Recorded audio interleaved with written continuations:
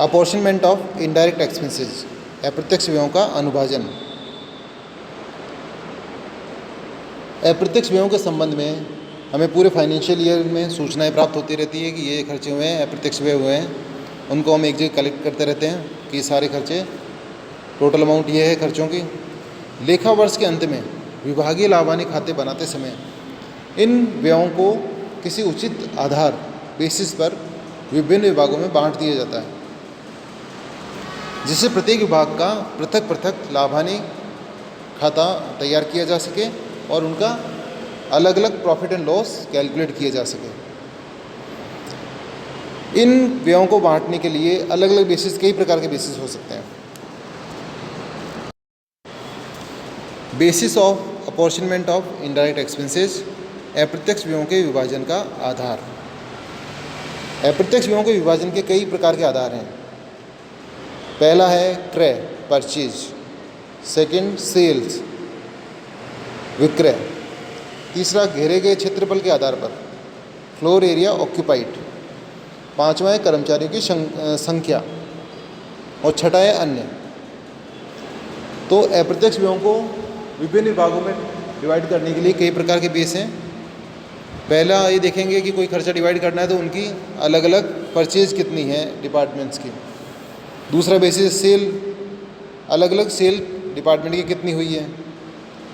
तीसरा घेरे के क्षेत्रफल के आधार पर, तो इसमें देखेंगे कि हर डिपार्टमेंट ने कितना कितना एरिया ऑक्यूपाई कर रखा है। तो परमिसेस बिल्डिंग जो भवन है उस भवन का कितना कितना एरिया उन्होंने ऑक्यूपाई कर रखा है। और चौथा बेसिस है वैल्यू ऑफ डिपार्टमेंटल एसेट्स। वो इसमें हम देखेंगे कि अलग अलग डिपार्टमेंट के जो एसेट्स हैं उनकी वैल्यू क्या है। कई खर्चों को उस वैल्यू के आधार पर डिवाइड करेंगे। पांचवा है कर्मचारियों की संख्या। हम देखेंगे नंबर ऑफ़ एम्प्लॉयज़ कितने हैं अलग अलग डिपार्टमेंट में, उस बेसिस पे भी कई खर्चों को डिवाइड करते हैं। और छठा अन्य बेसिस है, अन्य को सूटेबल कोई बेसिस मिलता है तो उस बेस पे हम इनडायरेक्ट एक्सपेंसेस को विभागों में डिवाइड कर सकते हैं।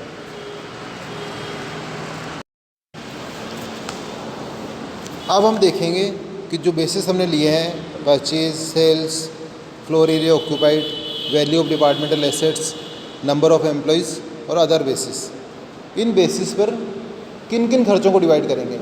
हर खर्चे के लिए कोई ना कोई सूटेबल बेस होता है, तो उस सूटेबल बेस के लिए कौन कौन से खर्चे हम इसमें इस हेड में ले सकते हैं। पहला है क्रय, परचेज। परचेज में कौन कौन से इनडायरेक्ट एक्सपेंसेस ऐसे हैं जिनको हम डिवाइड करेंगे परचेज के बेसिस पर। उसमें है कैरेज इनवार्ड, आवक भाड़ा। दूसरा ऑक्ट्राय, चुंगी। तीसरा इंपोर्ट ड्यूटी, आयात कर। अगला है लेनदारों से प्राप्त बट्टा, डिस्काउंट रिसीव्ड फ्रॉम क्रेडिटर्स। लेनदारों पर बट्टे के लिए आयोजन, provision for discount on creditors. अगला है क्रय किए गए माल की पैकिंग योग्य सामग्री का विक्रय, sale of packing material of purchase goods. Next है क्रय विभाग के व्यय, एक्सपेंसेज ऑफ परचेज डिपार्टमेंट। तो ये जो खर्चे हैं इनको हम क्रय के बेसिस पे डिवाइड करेंगे। मान लो खर्चे की टोटल अमाउंट दे रखी है हमें, कैरेज इनवार्ड की टोटल अमाउंट है, तो उसको हम किस बेस पे डिवाइड करेंगे कि अलग अलग डिपार्टमेंट के क्रय कितने हैं, परचेज कितनी कितनी है अलग अलग डिपार्टमेंट की, उस बेसिस पे डिवाइड कर देंगे। परचेज डिपार्टमेंट का एक्सपेंसेस टोटल दे रखा है, उसको भी हम किस पे डिवाइड करेंगे, हर डिपार्टमेंट की अलग अलग परचेज के बेस पे डिवाइड करेंगे। अगला जो बेसिस है वो है विक्रय, सेल्स। अब सेल के बेस पे किन किन खर्चों को हम अलग अलग डिपार्टमेंट में डिवाइड करेंगे, वो खर्चे इस प्रकार हैं। जावक गाड़ी भाड़ा, कैरेज आउटवार्ड। विज्ञापन, एडवर्टाइजमेंट। विक्रय संवर्धन व्यय, सेल प्रमोशन एक्सपेंसेस। विक्रय विभाग के व्यय, एक्सपेंसेस ऑफ सेल्स डिपार्टमेंट। विक्रय पर कमीशन, कमीशन ऑन सेल्स। विक्रय प्रतिनिधि के यात्रा व्यय, विक्रय प्रतिनिधि के सम्मेलन पर व्यय। अगर sale travelling and conference expenses of sales agent, sales agent के जो भी खर्चे हैं वो क्रय के आधार पर विक्रय के आधार पर अलग अलग डिपार्टमेंट में डिवाइड करेंगे। देनदारों को स्वीकृत भत्ता, डिस्काउंट अलाउड टू डेटर्स, ये भी विक्रय के आधार पर डिवाइड करेंगे। Provision for discount on debtors, इसको भी विक्रय के बेसिस पे डिवाइड करेंगे। डूबत ऋण और डूबत ऋण आयोजन, bad debts and provision for bad debts, इनको भी हम विक्रय के आधार पर अलग अलग डिपार्टमेंट में डिवाइड कर देंगे। तो सेल्स के अकॉर्डिंग किस किस खर्चों को डिवाइड करेंगे। मान लीजिए कैरेज आउटवर्ड की टोटल अमाउंट हमें दी गई है, उसको हम अलग अलग डिपार्टमेंट में हमें डिवाइड करना है, तो हम विक्रय के आधार पर डिवाइड करेंगे। सेल प्रमोशन के खर्चे, सेल्स प्रमोशन एक्सपेंसेस हैं, उनको भी हम अलग अलग डिपार्टमेंट की सेल के अकॉर्डिंग उनमें डिवाइड कर देंगे। इसी प्रकार कोई एजेंट है, विक्रय सेल्स एजेंट है, उसके कोई खर्चे हैं कॉन्फ्रेंस के, ट्रैवलिंग के, तो उसके खर्चों को भी हम अलग अलग डिपार्टमेंट में उनकी सेल्स के अकॉर्डिंग डिवाइड कर देंगे।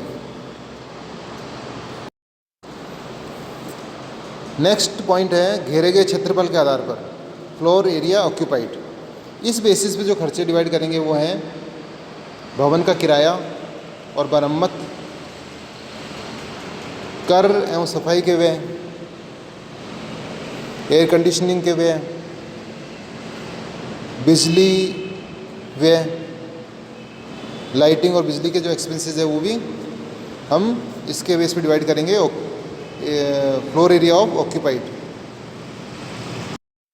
फ्लोर एरिया ऑक्यूपाइड जो बेस है उसके अकॉर्डिंग हम repair and rent of building, insurance of building, इनको हम किस बेस से डिवाइड करेंगे, फ्लोर एरिया ऑक्यूपाइड। या इलेक्ट्रिसिटी एक्सपेंसेस हैं, लाइटिंग एक्सपेंसेस हैं, एयर कंडीशनिंग के एक्सपेंसेस हैं,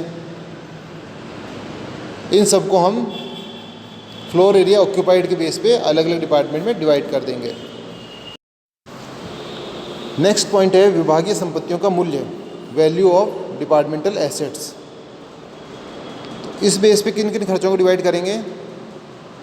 संपत्तियों का बीमा, इंश्योरेंस ऑफ एसेट्स, मान लो हमने पूरे डिपार्टमेंटल स्टोर की एसेट्स का बीमा कराया है, उसका प्रीमियम दिया है, तो उस प्रीमियम को हम किस बेसिस पे अलग अलग डिपार्टमेंट को अलॉट करेंगे, value of departmental assets. Her department में कितनी कितनी एसेट्स है, उस बेसिस पे टोटल इंश्योरेंस का एक्सपेंसेस है उसको हम डिवाइड कर देंगे। ये डेप्रिसिएशन ऑफ एसेट्स, उसको भी हम इसी बेस पे डिवाइड करेंगे।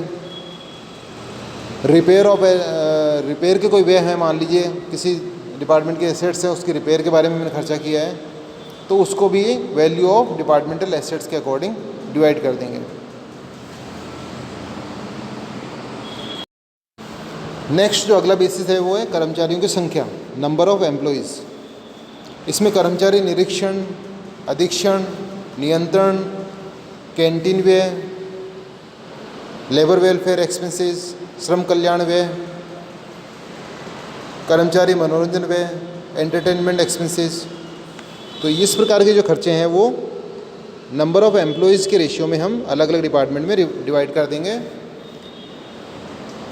कर्मचारी निरीक्षण हो गया, अधीक्षण को सुपरविजन का खर्चा है, कंट्रोल नियंत्रण का खर्चा है, कैंटीन व्यय है, canteen expenses, labour welfare expenses और एंटरटेनमेंट एक्सपेंसेस को हैं कर्मचारियों के बारे में, तो उसको नंबर ऑफ़ एम्प्लॉइज़ के बेस पे हम डिवाइड कर देंगे।